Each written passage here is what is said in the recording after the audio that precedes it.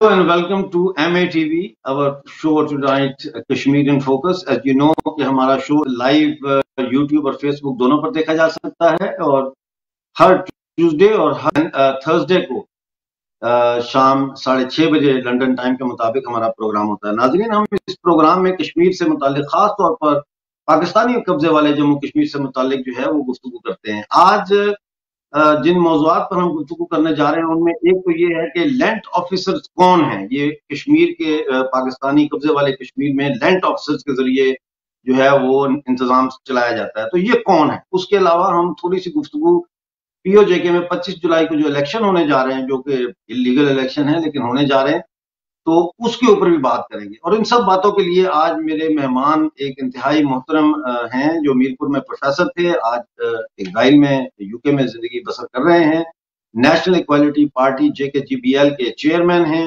آپ سب کے جانے پہچانے سجاد راجہ صاحب. سجاد صاحب نمستے، ست سری اکال، السلام علیکم، good evening, welcome to the show. Good evening sir, آداب. اچھا مجھے یہ بتائیں، بلکہ میرے درشکوں کو بتائیں اور سمجھائیں کہ یہ لینڈ آفیسرز کیا بلا ہیں. سر یہ land officers basically Pakistani occupied Jammu Kashmir اور گلگت بلتستان کے اندر پائے جاتے ہیں. یہ تسلسل ہے ان برٹش آفیسرز کا جو کالونیل رول کے دوران برٹش انڈیا میں ہوا کرتے تھے. انڈین سب کنٹیننٹ کے اندر جو برٹش آفیسرز ہوا کرتے تھے، یہ ان کا ایک تسلسل ہے.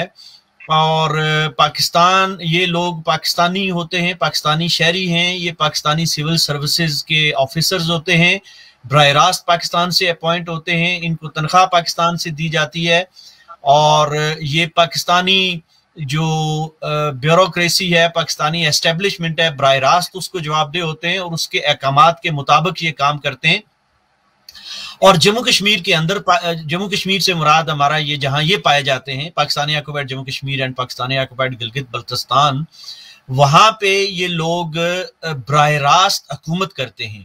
ان میں سب سے بڑا جو ہے وہ واسرائے ہوتا ہے، جس کو چیف سیکریٹری کہا جاتا ہے. تو چیف سیکریٹری کے سگنیچرز کے بغیر وہاں پہ کچھ بھی نہیں ہو سکتا ہے. پاکستانی آکوپائڈ جموں کشمیر اور پاکستانی آکوپائڈ گلگت بلتستان کے اندر چیف سیکریٹری، یعنی یہ جو سیکریٹریٹ کا ہیڈ ہوتا ہے، وہ اس کے بغیر، اس کی مرضی کے بغیر، اس کے دستخط کے بغیر کوئی کام بھی نہیں ہو سکتا سرکاری طور پہ. پھر اس کے بعد آڈیٹر جنرل ہوتا ہے، جو تمام جو خزانہ ہے اس کا ہیڈ ہوتا ہے، اس کے دستخط کے بغیر کوئی بھی بل پاس نہیں ہو سکتا ہے، کسی کو تنخواہ نہیں دی جا سکتی ہے، کوئی چیک جو ہے وہ سرکاری خزانے میں سے جاری نہیں ہو سکتا ہے. اور اس کے بعد جو تیسرا بڑا لینڈ آفیسر ہے وہ IGP ہے، انسپیکٹر جنرل آف پولیس. تو انسپیکٹر جنرل آف پولیس کے ماتحت ساری پولیس فورس ہوتی ہے، اور آبویسلی یہ ہیڈ ہے پولیس فورس کا. تو پولیس فورس کے اندر تمام تعیناتیاں، تمام تبادلے اور پولیس فورس کے تمام کام اس کے احکامات کے مطابق ہوتے ہیں. اس کے بعد فائنینس سیکریٹری ہے، وہ بھی لینڈ آفیسر ہوتا ہے، یعنی جو فائنینس سے متعلقہ جتنے بھی معاملات ہیں POJK کے اندر اور GB کے اندر، وہ فائنینس سیکریٹری اس کا ہیڈ ہے، وہ دیکھتا ہے. یہ ایک اس قسم کا جال ان پاکستان نے بن رکھا ہے POJK کے اندر اور GB کے اندر، کہ اگر یہ پاکستان کا جو سو کالڈ وہاں پہ پرائم منسٹر ہے، یا وہاں کے جو منسٹرز ہیں، یا وہاں کے جو MLAs ہیں، یا ایون جو سول سروس ہے POJK کی اور GB کی، اگر وہ لوگ کچھ کرنا بھی چاہیں تو وہ کچھ نہیں کر سکتے، کیونکہ یہ براہ راست ماتحت ہوتے ہیں ان لینڈ آفیسرز کے، اور لینڈ آفیسرز ہی در حقیقت رول کرتے ہیں POJK کے اندر اور GB کے اندر. اور ایک ڈاکٹر صاحب، اس میں جو سب سے بڑا المیہ ہے جس پہ ہمارا دل کڑتا ہے اور جس پہ ہم جو ہے وہ دن رات ایک ندامت محسوس کرتے ہیں، اور وی فیل کہ we are second third class citizens, وہ یہ ہے کہ ہماری سول سروسز کا کتنا بھی قابل آفیسر کیوں نہ ہو، کتنا بھی پڑھا لکھا بندہ کیوں نہ ہو، کتنا بھی تجربہ کار کیوں نہ ہو، وہ ان جو پوزیشنز ہیں یہ لینڈ آفیسرز کی، ان پہ پروموٹ نہیں ہو سکتا. ابھی حال ہی میں جو انہوں نے IGP بھیجا پاکستان سے، وہ ایک جونیئر آفیسر تھا گریڈ 21 کا. تو اس کے مقابلے میں گریڈ 22 کے آفیسرز پی او جے کے اندر موجود تھے، پولیس آفیسرز، تو ان سب نے ریزائن کر دیا، ان کو نوکری چھوڑنی پڑی، اور انہوں نے کہا کہ ہم ایک جونیئر آفیسر کے انڈر ہم کیسے کام کر سکتے ہیں. تو یہ صورتحال ہے. اسی طرح سیکریٹریز جو ہیں، ہمارا کوئی بھی سیکریٹری وہ پروموٹ نہیں ہو سکتا ہے، وہ چیف سیکریٹری نہیں بن سکتا ہے، وہ فائنانس سیکریٹری نہیں بن سکتا ہے، اور ہمارے جو آڈٹ یا اکاؤنٹس ڈپارٹمنٹ ہے وہاں کا کوئی آفیسر آڈیٹر جنرل نہیں بن سکتا ہے. تو یہ سارا ایک براہ راست پاکستان کے کنٹرول میں ہمارے لوگ جو ہیں وہ زندگی گزارنے پہ مجبور ہیں، اور پاکستان نے ان کو اپنے شکنجے میں جکڑا ہوا ہے، اور پاکستان اپنی مرضی سے جس طرح چاہتا ہے وہاں پہ احکامات صادر کرتا ہے، اور لوگوں کے ساتھ جس طرح کا وہ سلوک چاہتا ہے وہ کرتا ہے. یہ تو لینڈ آفیسرز ہیں ڈاکٹر صاحب. اس کے علاوہ تمام پاکستانی ادارے، مطلب اب فوج جو ہے وہ براہ راست پاکستان کی فوج ہے، آزاد جموں کشمیر جس کو یہ نام نہاد کہتے ہیں، پی او جے کے یا گلگت بلتستان، ان کی اپنی کوئی فوج نہیں ہے، ان کی اپنی کوئی رینجرز نہیں ہے. یہ ساری فوج اور رینجرز جو ہے، پہلے ان کی فوج ہوتی تھی، ایک شروع میں ان کی فوج تھی، آزاد فورسز ان کو کہتے تھے. وہ بعد میں انہوں نے اس کو ریجمنٹ بنا دیا، اور وہ براہ راست اب جی ایچ کیو کے ڈسپلن میں ہے. وہ ان کی ایک یونٹ کے طور پہ کام کرتی ہے. جموں کشمیر کی اپنی کوئی فورسز نہیں ہے. جموں کشمیر کی جب ہم آئی جی پی پاکستانی ہے تو ہم کہتے ہیں کہ جموں کشمیر کی اپنی کوئی پولیس بھی نہیں ہے، کیونکہ جب اس کا ہیڈ، اس کا گورنر، اس کا راجا صاحب یہ بتائیں کہ یہ کشمیر کونسل جو ہے یہ کیا بلا ہے؟ کشمیر کونسل سر ائبھی فاروق حیدر صاحب نے اس کو ختم کر دیا ہے. کشمیر کونسل بنیادی طور پہ یہ تھی کہ تمام جو فائنینشل افیئرز ہیں وہ ان کی نگرانی کرتی تھی، اور جو پراپرٹیز ہیں جموں کشمیر کی پاکستان کے اندر، اور جو ٹیکسز ہیں وہ کلیکٹ کرتی تھی. تو یہ کشمیر کونسل جو 13th امینڈمنٹ ہوئی ہے فاروق حیدر صاحب نے کی تھی، نواز شریف صاحب نے اور فاروق حیدر صاحب نے، تو اس میں کشمیر کونسل انہوں نے ختم کر دی، اور وہ بڑا ایک ان کے درمیان اب پاکستانی اسٹیبلشمنٹ اور پی او جے کے کی جو اسٹیبلشمنٹ ہے ان کے اندر ایک تنازع بھی ہے. اور اب یہ جو الیکشن تو میں اس کو نہیں کہتا، یہ جو سلیکشن ہونے جا رہی ہے، اس سلیکشن کے بعد یہ ایسے لوگوں کو سامنے لانا چاہ رہے ہیں جو اس 13th امینڈمنٹ کو ختم کر کے دوبارہ سے وہ جو سو کالڈ ایک قسم کا لیوریج تھوڑا سا ملا تھا پی او جے کے کی اسٹیبلشمنٹ کو، وہ اس کو بھی دوبارہ ختم کرنا چاہ رہے ہیں. تو یہ جو کشمیر کونسل تھی یہ کیسے چنی جاتی تھی، اور یہ کون اس کا ہیڈ تھا، یہ تھوڑا سا ہمارے درشکوں کو بتائیں. ڈاکٹر صاحب کشمیر کونسل جو ہے اس کا head prime minister of Pakistan ہوتا تھا، اور یہ براہ راست پاکستانی پرائم منسٹر ہی اس کو کنٹرول کرتا تھا. اس کے علاوہ جو انہوں نے ایک منسٹری آف کشمیر افیئرز بنائی ہوئی ہے، ایک فیڈرل منسٹر ہوتا ہے پاکستان کے اندر جو پاکستانی ہوتا ہے، وہ منسٹری آف کشمیر افیئرز کا انچارج ہوتا ہے، اس کو منسٹر آف کشمیر افیئرز کہتے ہیں، تو وہ اس کا ممبر ہوتا ہے. اس کے علاوہ پرائم منسٹر آف پاکستان کچھ آفیسرز جو ہے وہ اپوائنٹ کرتا ہے، اور 6 جو ہیں وہ کونسل ممبرز الیکٹ ہوتے تھے جو بالواسطہ ووٹوں سے، جو سو کالڈ لیجسلیٹو اسمبلی ہے جس نے کبھی کوئی لیجسلیشن نہیں کی ہے، کیونکہ لیجسلیٹو پاورز ساری پی او جے کے اندر اور جی بی کے اندر پاکستان کے پاس ہے، لیکن سو کالڈ انہوں نے ایک لیجسلیٹو اسمبلی بنا رکھی ہے. اس اسمبلی کے ووٹوں سے یہ 6 بندوں کو اپوائنٹ کرتے تھے جو وہاں پہ جا کے بیٹھتے تھے. اس کے علاوہ president, so called president and so called prime minister of P O J K, وہ اس کے ممبر ہوتے تھے. تو یہ فاروق حیدر صاحب نے 13th امینڈمنٹ میں اس کو ختم کر دیا تھا. اب دیکھتے ہیں کہ اس موجودہ سلیکشن جو ہونے جا رہی ہے 25 جولائی کو، جس کے لیے ہم نے اپیل کر رکھی ہے کہ الیکشن کا بائیکاٹ کیا جائے، اور اس وقت تک ہماری جو اطلاعات ہیں اس کے مطابق عام آدمی کو اس سلیکشن کے ساتھ کوئی سروکار نہیں ہے. ان کے جو حاشیہ بردار ہیں، جو کرپٹ لوگ انہوں نے وہاں پہ پال رکھے ہیں، وہی اس کیمپین کو چلا رہے ہیں. ادروائز جو کامن مین ہے، جو کامن سٹیزن ہیں جموں کشمیر کے، ان کا اس سلیکشن کے پروسیس کے اوپر نہ کوئی بھروسہ ہے، نہ کوئی ان کے ساتھ کوئی ان کا تعلق ہے، اور نہ ہی وہ اس میں شریک ہیں. رائے صاحب کہ تھوڑا سا ہمارے درشکوں کو تھوڑا سا بتائیں کہ جو الیکشن کمیشن ہے، کشمیر الیکشن کمیشن جس کو کہتے ہیں، اس الیکشن کمیشن پر سر آپ کی آواز کٹ گئی ہے، آپ کا سوال مجھے سمجھ میں نہیں آیا. جو آزاد جموں کشمیر بنایا ہوا ہے انہوں نے. اس الیکشن کمیشن کی پاورز کیا ہے؟ سوال کر رہا ہوں کہ پاکستان کے جو امور کشمیر اور گلگت بلتستان ہیں، صاحب علی امین گنڈاپور، وہ جگہ جگہ جلسوں میں جا کے 5-5 لاکھ روپیہ رشوت دے رہے ہیں ووٹروں کو، اور وہ پورے الیکٹورل کالج کو بلیک میل کر رہے ہیں اور رشوت دے رہے ہیں یہ کہہ کے کہ ہم 500 ارب روپے کا پیکج دیں گے آپ کو اگر آپ لوگوں نے ہماری گورنمنٹ کو جتا دیا. یہ کیا الیکشن کمیشن اس چیز کا نوٹس نہیں لے رہا؟ اور کیا یہ اس قسم کے دعوے کرنے سے کیا پاکستان تحریک انصاف نااہل نہیں ہو جاتی الیکشن پروسیس میں حصہ لینے سے؟ سر بالکل، اگر قانون ضابطے کو دیکھا جائے تو نااہل ہو جاتی ہے، لیکن اب دیکھیں نا، جب سب کانٹیننٹ کے اندر لارڈ ماؤنٹ بیٹن تھا یا باقی وائسرائے ہوتے تھے تو ان کو کون نااہل کر سکتا تھا؟ اگر وہ کچھ بھی کریں تو ان کو کوئی نااہل کر سکتا تھا. اب مسئلہ یہ ہے کہ تحریک انصاف کو کون نااہل کرے گا؟ ایک غلام جو ہے، ایک سرونٹ جو ہے، ایک نوکر جو ہے، وہ اپنے مالک کو، اپنے آقا کو، اپنے امپلائر کو وہ کس طرح نااہل کر سکتا ہے؟ اور جو آپ نے الیکشن کمیشن کی بات کی ہے، الیکشن کمیشن ہو یا یہاں کی ہائی کورٹ ہو یا سپریم کورٹ ہو یا جو یہاں کی جوڈیشری ہے اور جتنے بھی ادارے ہیں، یہ سارے بنیادی طور پہ ماتحت ہیں جو لینڈ آفیسرز ہیں ان کے.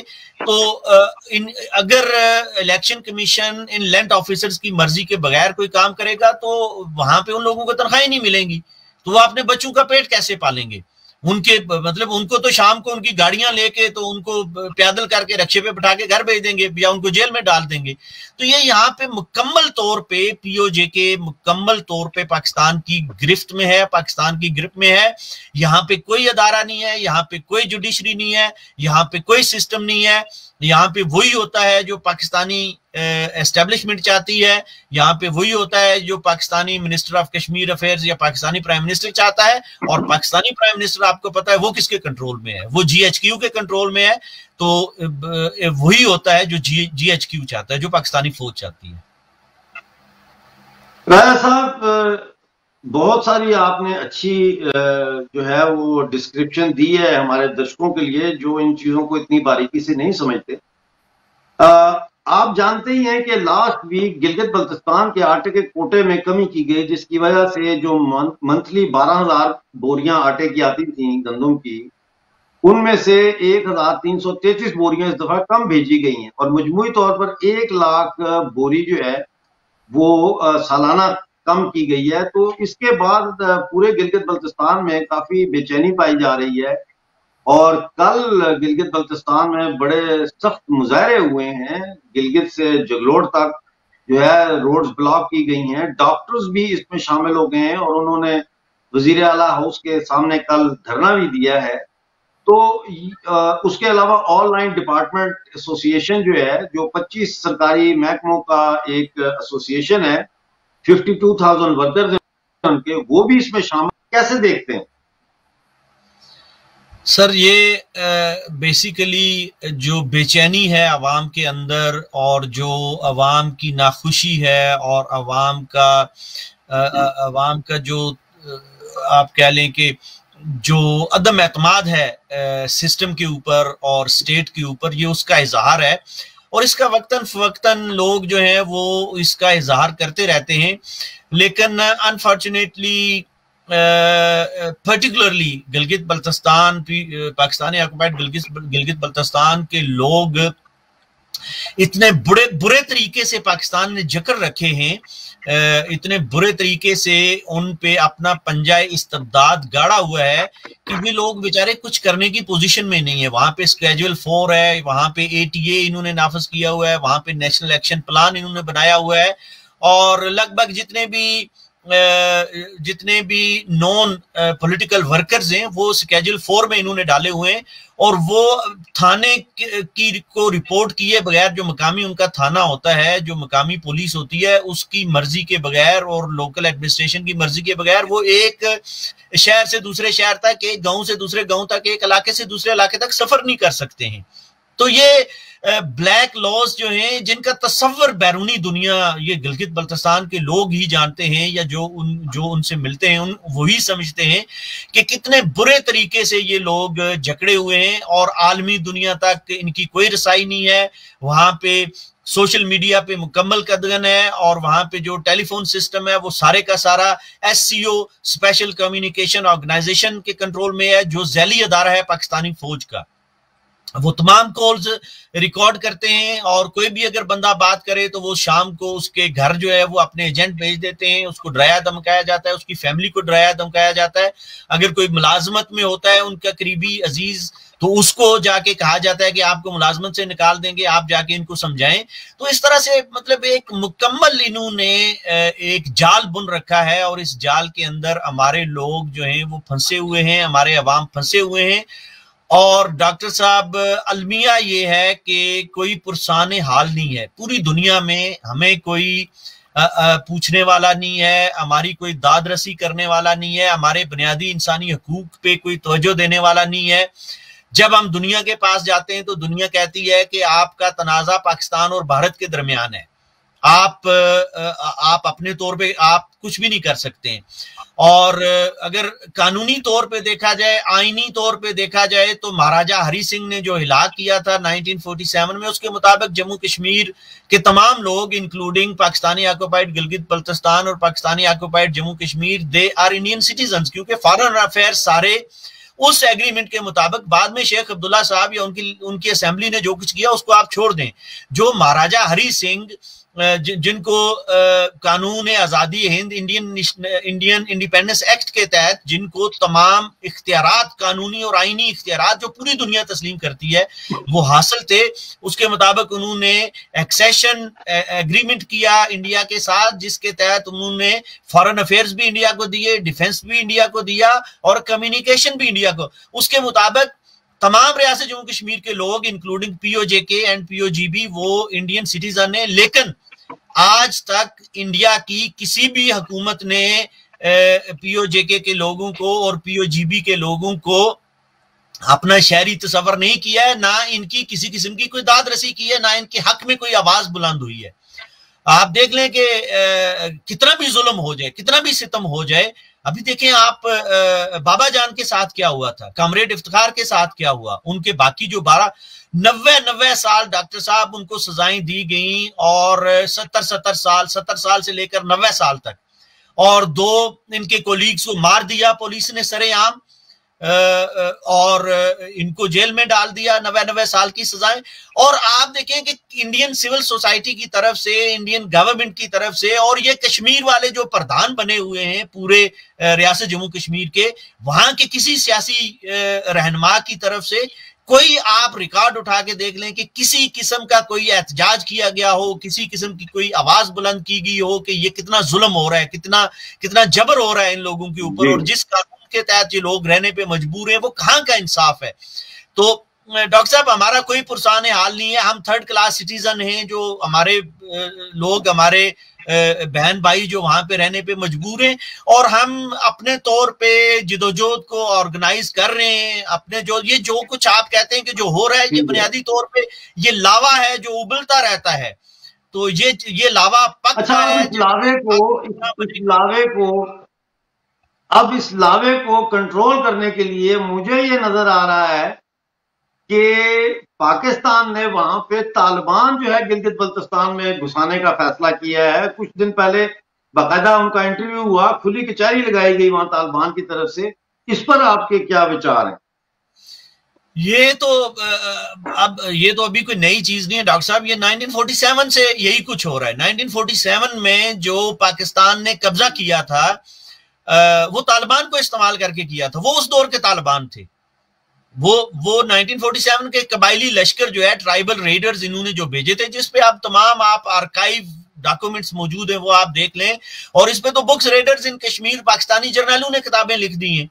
اور یہ آپریشن گلمرگ انہوں نے جو بنایا تھا اور آپریشن دتا خیل بنایا تھا, یہ بنیادی طور پہ, اور اس کے پیچھے برطانیہ بھی, اس کی بھی آشیرواد ان کو حاصل تھی. بہرحال میں اس لمبی تاریخ میں نہیں جاتا. تو یہ کوئی نیا کانسیپٹ نہیں ہے. یہ جو انہوں نے گلگت بلتستان کو پاکستان نے جب پاکستانی آکوپائڈ جموں کشمیر سے الگ کیا تو براہ راست ان کو ان قبائلیوں کے تسلط میں دے دیا. اور یہ جو ان کا اس وقت فرنٹیئر پروونس ہوا کرتا تھا جس کو آپ یہ KPK کہتے ہیں, خیبر پختونخوا, تو وہاں سے جتنے بھی ریلیجس فنڈامنٹلسٹ اور جتنے بھی فنیٹکس ہیں اور پوری دنیا سے انہوں نے اکٹھے کر رکھے ہیں, اور یہ پاکستانی فوج ان کی براہ راست سرپرستی کرتی ہے, ان کو ٹریننگ دیتی ہے, ان کو تنخواہیں دیتی ہے, ان کو اسلحہ دیتی ہے. تو یہ لوگ انہوں نے پال رکھے ہیں. یہ 1947 سے یہ لوگ جو ہیں وہ یہ براہ راست جو بھی ایک سیکولر آواز اٹھتی ہے, جو بھی آئین اور قانون کے لیے لوگ آواز بلند کرتے ہیں کہ جی ہمیں کوئی آئینی حقوق دیے جائیں, ہمیں کوئی بنیادی انسانی حقوق دیے جائیں, ہمیں کوئی شہری آزادیاں دی جائیں, ان کو جا کے یہ اسلام کے نام پہ دبا دیتے ہیں اور ان کو اٹھا کے لے جاتے ہیں, ان کو دریا میں پھینک دیتے ہیں, ان کو مار دیتے ہیں. وہ ملتے نہیں ہیں وہ لوگ. تو یہ تو جبر 1947 سے جاری ہے, اور بات پھر وہی ہے کہ عالمی دنیا سوئی ہے. ابھی آپ نے ذکر کیا کہ مار دیتے ہیں, تو ابھی حال ہی میں پچھلے مہینے کینیڈین سٹیزن تھے جو بیسیکلی جموں کشمیر کوٹلی سے جن کا تعلق تھا, ڈاکٹر غلام عباس, وہ اپنے والد صاحب کے فیونرل پہ ان کے جنازے میں شرکت کرنے کے لیے گئے اور کوٹلی اور اپنے گاؤں میں, اور ان کو بھی قتل کر دیا گیا. تو اس حوالے سے ہمارے درشکوں کو بتائیں کہ ڈاکٹر غلام عباس صاحب کون تھے اور ڈاکٹر غلام عباس صاحب کو کیوں قتل کیا گیا. آخر میں بس ہمارے پاس 2 منٹ. جی ڈاکٹر صاحب, ڈاکٹر غلام عباس صاحب جو ہیں وہ ایک نیشنلسٹ لیڈر تھے. He was living in exile in Canada, اور ہم نے انہیں سمجھایا, ہمارے بہت اچھے دوست, ہمارے نظریاتی ساتھی تھے, ہمارے دوست تھے. تو میں نے ذاتی طور پہ ان کو سمجھایا, جب انہوں نے فیصلہ کیا, ان کے والد صاحب فوت ہوئے, تو میں نے تعزیت کے لیے ان کو فون کیا, تو انہوں نے کہا جی میں جا رہا ہوں. تو میں نے کہا ڈاکٹر صاحب پلیز خدا کے لیے آپ نہ جائیں, کیونکہ آپ کی جان کو خطرہ ہے. آپ کو پتا ہے کہ آپ جو کام کر رہے ہیں یہ پاکستانی اسٹیبلشمنٹ کو پسند نہیں ہے. تو doctor Ghulam Abbas was very brave مین. تو اس نے کہا ڈاکٹر غلام عباس نے, یار یہ جس دن مرنا ہے اس دن مرنا ہے, اور ہم ان سے ڈر کے کب تک جیئیں گے, اور میں اپنے والد صاحب کی قبر پہ ان کے جنازے میں شرکت کرنا چاہتا ہوں. میں نے کہا آپ جنازے پہ تو نہیں پہنچ سکیں گے. انہوں نے کہا جو بھی ہے میں نے جانا ہے. تو وہ گئے POJK کے اندر, کوٹلی کے اندر, اور وہ 1 ہفتے کے اندر جب وہ وہاں پہ پہنچے تو ان پہ قاتلانہ حملہ ہوا, پھر ایک دوسرا حملہ ان پہ ہوا, اور within 2 weeks ان کو جو ہے وہ وہاں پہ ان کو یہ تھریٹس ملنا شروع ہو گئیں کہ آپ کو ہم مار دیں گے. اور انہوں نے پولیس کو رپورٹس کی, پولیس نے کوئی کارروائی نہیں کی, پولیس نے کسی کو گرفتار نہیں کیا. وہ ساری چیزیں ریکارڈ پہ ہیں, لیکن پولیس نے کچھ نہیں کیا, کیونکہ پولیس کیا کرتی ہے, سارا کچھ ایجنسیاں کروا رہی تھیں, اور پولیس تو وہاں پہ کسی ایجنسی پہ ہاتھ ڈال نہیں سکتی ہے, نہ کسی ایجنسی کے خلاف کام کر سکتی ہے. وہ جو پریس کانفرنس SP نے کی ہے, وہ اگر آپ دیکھیں تو وہ کانپ رہا ہے, جب وہ ایجنسیوں کا نام لیتا ہے تو وہ لڑکھڑا جاتا ہے, وہ کانپ جاتا ہے. تو ان کو بنیادی طور پہ ڈاکٹر غلام عباس صاحب کو پاکستانی ایجنسیوں نے مارا ہے. اور آپ ان کو دیکھیں, المیہ ظلم دیکھیں کہ ڈاکٹر غلام عباس کی جو کینیڈین سٹیزن ان کی اہلیہ ہیں, اب ان کو انہوں نے اریسٹ کر لیا, اور انہوں نے یہ سٹوری بنائی ہے جو ڈاکٹر عارف شاہد کو مار کے بھی انہوں نے بنائی تھی, جس طرح کی سٹوری جی کہ یہ ان کا جائیداد کا, ان کا پلاٹوں کا تنازع تھا. اور تو وہ اب سٹوری بنائی ہے کہ ڈاکٹر غلام عباس کی مسز نے ان کو مروایا ہے. تو یہ بنیادی طور پہ یہ ساری فیبریکیشن ہے, یہ اس کو کور اپ کرتے ہیں ڈاکٹر غلام عباس. ساری فیبریکیشن پاکستانی مقبوضہ جموں کشمیر میں جتنے بھی ایکٹیوسٹ ہیں جو حق کی بات کرتے ہیں, سچ کی بات کرتے ہیں, پاکستان سے آزادی کی بات کرتے ہیں, پاکستان کے ظلم و ستم کی بات کرتے ہیں اور اس کے خلاف آواز اٹھاتے ہیں, ان کو بالآخر پاکستانی ایجنسیاں جو ہے وہ اپنے راستے سے اسی طرح ہٹا دیتی ہیں. ناظرین, آج کا شو دیکھنے کا بہت بہت شکریہ. اب آپ سے ملاقات ہوگی تھرسڈے کو 6:30 بجے UK ٹائم کے. بہت سارا خیال رکھیں. جے. Our pets help us feel better, happier. Let's do the same for them with Frontline Plus, the UK's best-selling flea and tick protection for our best friends. At Middleton's, we present our Discovery scooter. Let's take a closer look. Available in copper, red or purple. Easily fold and unfold using the remote control or the buttons on the rear of the scooter itself. Folding